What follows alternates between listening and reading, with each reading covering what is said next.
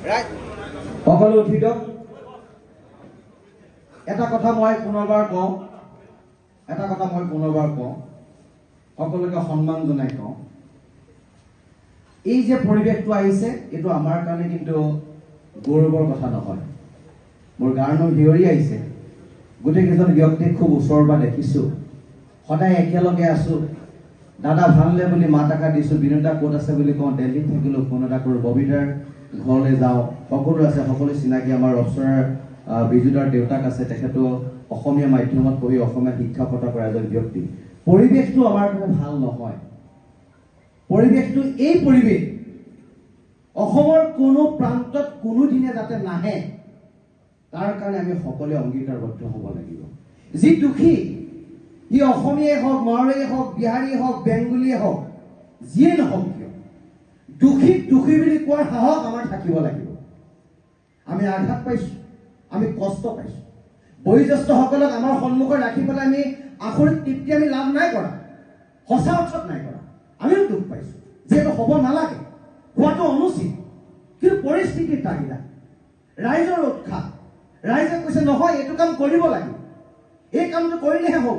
মই পুনৰবাৰ কৈছোঁ, মই ভোলে বাবাৰ শ্ৰীচৰণে সেৱা কৰি কৈছোঁ, যদি শিৱসাগৰে শান্তিৰ সম্প্ৰীতিৰ কথা কয়, সমন্বয়ৰ কথা কয়, সমন্বয় সম্প্ৰীতিৰ স্থলীত যাতে এনেকুৱা ঘটনা, পৰিঘটনা, দুৰ্ঘটনা অনাদি অনন্ত কালৰ কাৰণে নাহক, তাৰ কাৰণে আমি কৈছোঁ।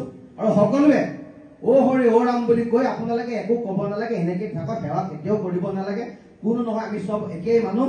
গতিকে মই কৈছোঁ যে অ' হৰি অ' ৰাম বুলি কওক, তাৰপৰা আপোনালোকে উঠিব। ইয়াৰ পিছত আমি ভাতৃত্ববোধেৰে, সমন্বয়েৰে, সম্প্ৰীতিৰে শিৱসাগৰখন গঢ়িম, অসমখন গঢ়িম, আমি সকলোৱে একেলগে থাকিম। আমাৰ মন্ত্ৰী মহোদয় আছে, তেখেতলোকৰ উপস্থিতিত এই কামবিলাক হৈছে। দাদা বহি লওক, আপুনি আঁঠু হেৰি কৰিব নালাগে। এইটো কৈছে, মই কৈছোঁ, প্ৰথমবাৰ কৈছোঁ, অ' হৰি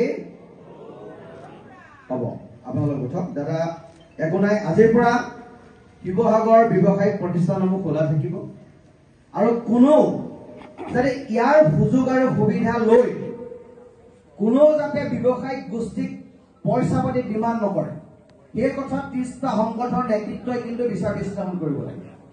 কোনোবা দুষ্কৃতিকাৰী, মই আৰক্ষী অধীক্ষক মহোদয় আছে, আয়ুক্ত মহোদয় আছে, মই তেখেতলোকক বিনম্ৰতাৰে অনুৰোধ জনাম, এই পৰিৱেশৰ যদি সুযোগ সুবিধা লৈ কোনোবা দুষ্কৃতিকাৰীয়ে দোকানত যদি দম দিবলৈ যায়, কালেকশ্যনৰ নামত যদি কোনোবা ব্যৱসায়ী আত্মহত্যা কৰে, কাৰোবাক যদি শাৰীৰিকভাৱে এচাল কৰে, যদি পৰিৱেশৰ সৃষ্টি হয়, আমি সকলোৱে কৈছোঁ তেখেতক আইনগতভাৱে শাস্তি দিয়ক আৰু তেখেতক এই কাৰ্য বিৰত থাকিবৰ কাৰণে অনুৰোধ জনাইছোঁ। আৰু আমি শিৱসাগৰৰ প্ৰতিজন নাগৰিকে এই ধৰণৰ পৰিৱেশ আমি কামনা নকৰোঁ আৰু আমি ভগৱানৰ শ্ৰীচৰণে সেৱা কৰিছোঁ যাতে এনেকুৱা পৰিৱেশ নহওক। মই বিনোদাক বিনম্ৰতাৰে অনুৰোধ জনাওঁ, ববিদা আছে, আমাৰ গোটেইসকল